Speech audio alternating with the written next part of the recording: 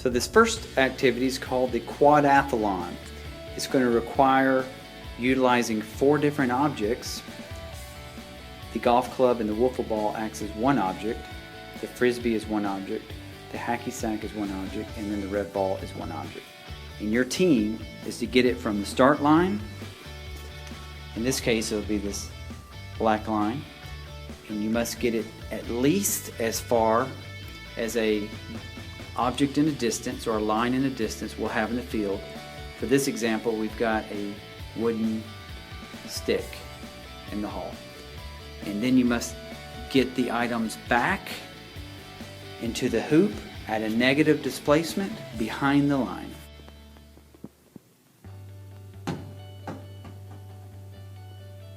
Alright, so that was the first team member which threw the first object.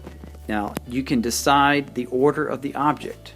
Okay, the objects can go in any order and the team members can go in any order, but once you decide an order, you have to stay in that order.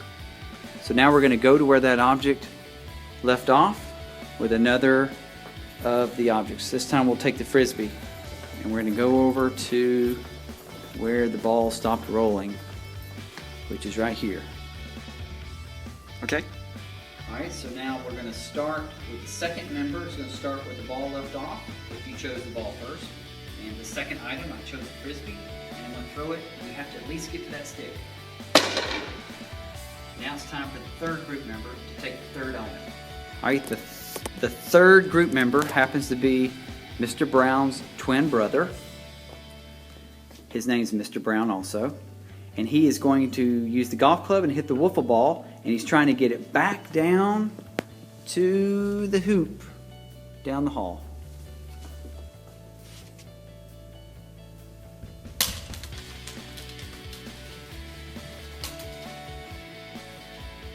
Now for the fourth group member, where the ball left off, we have to now use the hacky sack. Now where the wiffle ball left off, I'm going to take the hacky sack and I'm going to throw it, attempt to throw it into the hoop. Success! Woo! So the object of this activity is you have to use all 4 objects and all 4 group members must participate. But if you didn't get it in 4 tries, then you have to start back with the first item again and the first person in the group. And you just keep rotating through until you get it in the hoop. Keep in mind that there will be some penalties that will accrue as you continue to make attempts. Also, everyone should be involved.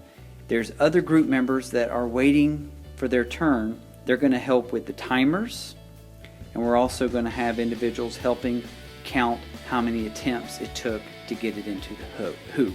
So everyone is busy. That's important to know. No one's sitting around not doing anything. Everyone is busy. Very, very important.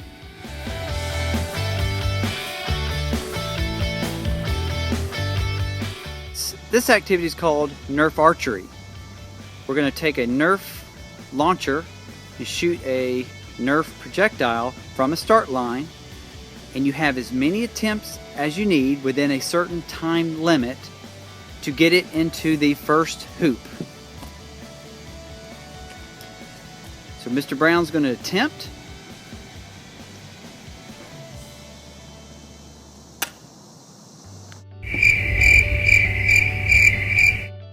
And he missed, but he has as many attempts as he needs to get it into the first hoop. So he's going to make some adjustments.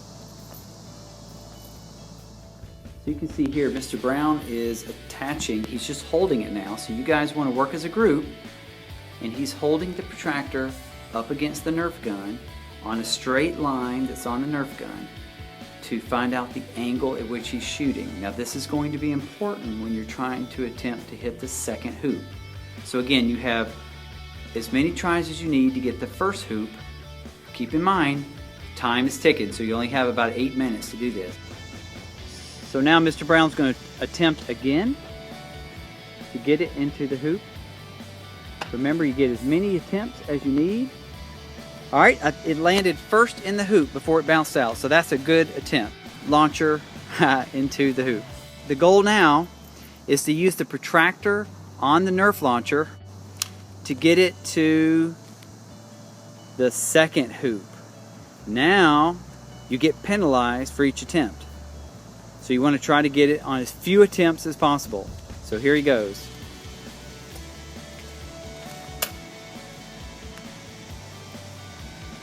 And he's going to try that again. Here's Mr. Brown's second attempt at the yellow hoop. And it's in. You're going to work as a group, and everyone's going to take turns. So you need to keep track of your angles. Each group member takes turns. You do it in as many attempts as you need until you get it in.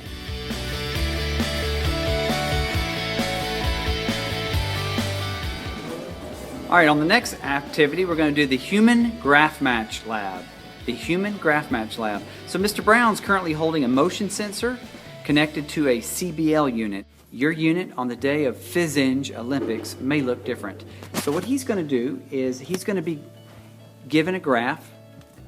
All right, so your group is going to be given a fairly complex graph with many slopes. Your job is to take the motion sensor and CBL unit, and together, taking turns, working as a group, complete the graph by moving your bodies towards or away from a wall like this. So he's making different types of motions, and on a position time graph, these slopes would show up differently. The difference is you guys are going to have to trade off so that every group member is actually contributing to the slopes. You're going to have as many attempts as you need until you get the graph matched to the paper that you're given in the designated time period, which is about 8 minutes. So remember, with this activity, with the motion sensor, you're changing your distance from an object. It's going to be a retaining wall near the field, or if it's raining, it might be a wall inside the building, but you're going to change your distance from the wall either at a constant rate or a changing rate, whatever's necessary to match a graph. So it's the Human Graph Match Lab, and every group member must be involved. Those that are waiting for their turn will do a subsequent activity while they're waiting, to be announced.